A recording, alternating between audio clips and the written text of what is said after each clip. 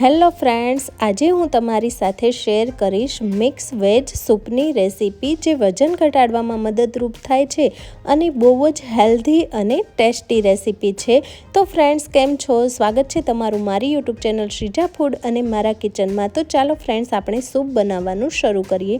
તો સૌથી પહેલાં આપણે એક કઢાઈને ગેસ ઉપર ગરમ કરવા માટે રાખી દઈશું અને તેમાં આપણે 2 થી 3 ચમચી જેટલું ઓલિવ ઓઇલ ઉમેરી દઈશું અને હવે આપણે તેમાં 1 થી 1.5 ચમચી જેટલું બટર ઉમેરી દઈશું। મેં અહીંયા સોલ્ટેડ બટર લીધેલું છે અને હવે મેં અહીંયા આવી રીતે વેજીટેબલ્સ લઈ લીધેલા છે। તો વેજીટેબલ્સમાં મેં અહીંયા સ્વીટ કોર્ન, ફણસી, yellow capsicum, red capsicum, green capsicum, ગાજર લીધેલું છે અને બ્રોકલીને પણ મેં લઈ લીધેલી છે। બધા શાકભાજીને મેં નાના નાના ટુકડામાં આવી રીતે સમારી લીધેલા છે।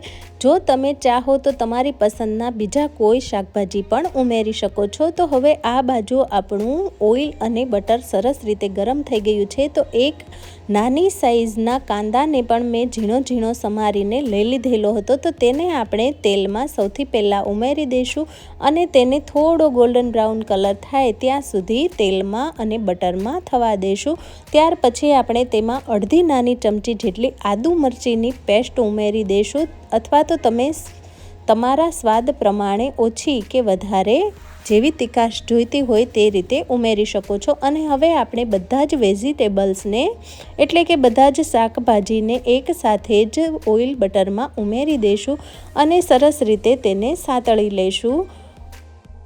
આપણે બધા જ શાકભાજીને કાચા જ લીધેલા છે, બાફીને નથી લીધેલા। તો આપણે તેને 4 થી 5 મિનિટ જેવું થવા દઈશું અને 4 થી 5 મિનિટ પછી આપણે તેમાં 3 કપ જેટલું પાણી ઉમેરી દઈશું અને પાણીને આપણે શાકભાજી સાથે ઉકળવા દઈશું। જ્યાં સુધી આપણું પાણી શાકભાજી સાથે ઉકળે છે ત્યાં સુધી આપણે કોર્નફ્લોરની સ્લરી બનાવી લઈશું। તો તેના માટે આપણે 2 ચમચી જેટલો કોર્નફ્લોર લઈ લઈશું અને હવે આપણે તેમાં થોડું પાણી ઉમેરી દઈશું અને તેને સરસ રીતે હલાવીને મિક્સ કરી લઈશું, તેની સ્લરી બનાવી લઈશું। જો તમે ચાહો તો કોર્નફ્લોર વધારે પણ ઉમેરી શકો છો, પણ મારે અહીંયા સૂપની કન્સિસ્ટન્સી થોડી પતલી જોઈએ છે એટલે મેં અહીંયા કોર્નફ્લોર થોડો ઓછો ઉમેરેલો છે। જો તમે ચાહો તો ઘટ સૂપ બનાવવા માંગતા હોય તો તમે વધારે પણ ઉમેરી શકો છો કોર્નફ્લોર। તો હવે તમે જોઈ શકો છો કે આપણું પાણી સરસ રીતે ઉકળી ગયું છે, તેમાં 2 થી 3 બોઇલ પણ આવી ગયા છે।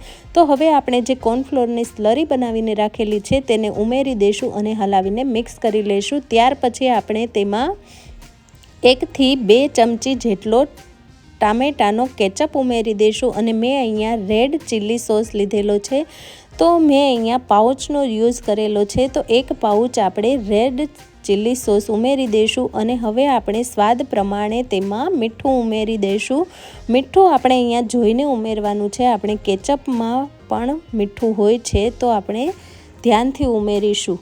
અને હવે આપણે તેમાં અડધી નાની ચમચી જેટલો કાળા મરીનો પાવડર ઉમેરી દઈશું અને લાસ્ટમાં આપણે તેમાં 2 ચમચી જેટલું વિનેગર ઉમેરી દઈશું અને સરસ રીતે હલાવીને મિક્સ કરી લઈશું। ત્યાર પછી આપણે તેમાં 2 ચમચી જેટલી લીલા લસણની કળીઓને ઝીણી સમારીને ઉમેરી દઈશું અને સરસ રીતે હલાવીને મિક્સ કરી લઈશું અને આપણે આ સૂપને લગભગ 2 થી 3 મિનિટ જેવું થવા દઈશું। 2 થી 3 મિનિટ પછી ગેસની ફ્લેમને આપણે બંધ કરી દઈશું અને સર્વિંગ બાઉલમાં આપણે સૂપને સર્વ કરી લઈશું। તમે જોઈ શકો છો કે આપણું સૂપ બિલકુલ બનીને તૈયાર થઈ ગયું છે।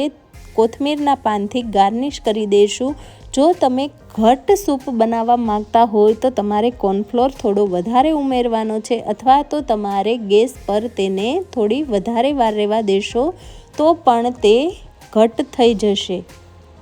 તો આપણું હેલ્ધી, ટેસ્ટી, વજન ઘટાડવામાં મદદરૂપ એવું મિક્સ વેજ સૂપ બનીને તૈયાર થઈ ગયું છે। તમે પણ ઘરે જરૂરથી ટ્રાય કરજો અને જો ફ્રેન્ડ્સ હજુ સુધી તમે મારી ચેનલને સબસ્ક્રાઈબ ના કરી હોય અને મારી ચેનલ પર પહેલી વાર આવ્યા હોય તો જરૂરથી સબસ્ક્રાઈબ કરી લેજો અને મારા વિડીયોને ફેમિલી ફ્રેન્ડ્સમાં શેર કરવાનું ભૂલતા નહીં। તો ફરી મળીએ નવી રેસીપી સાથે, ત્યાં સુધી આવજો, bye bye, thanks for watching.